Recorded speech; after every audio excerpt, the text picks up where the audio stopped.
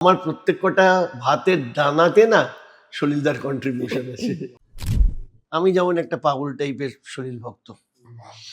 এবার ওই লোকটার সঙ্গে যখন আলাপ হলো তখন প্রথম বুঝলাম যে গান বাজনার কিচ্ছু জানি না, এখনো কিচ্ছু জানি না, যার জন্য আমি পণ্ডিতটা অ্যাভয়েড করি। তা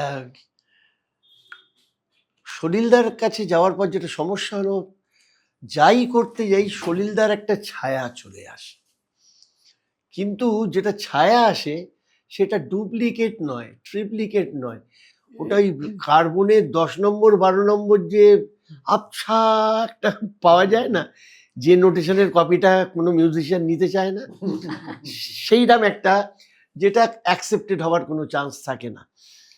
কিন্তু তখন আমি আমার নিজের কথা বলছি, আমি দেখলাম তো খুব মুশকিল হচ্ছে। তা আমি তখন আলটিমেটলি নিজের একটা অন্যরকম ট্রেন্ড বার করা, আমার গানগুলো দেখবে একটু অন্যরকম, কিন্তু ভেতরে গিয়ে তুমি কর্ডের প্রগ্রেশন দেখবে সব চুরি করা। এবং আমি একটা কথা বলি, আমি পিপিকেও বলি, পিপিকে বলি, পিঙ্কিকে বলি, যে আমার প্রত্যেক কটা ভাতের দানাতে না সলিলদার কন্ট্রিবিউশন আছে। মানে এটা একদম সত্যি কথা।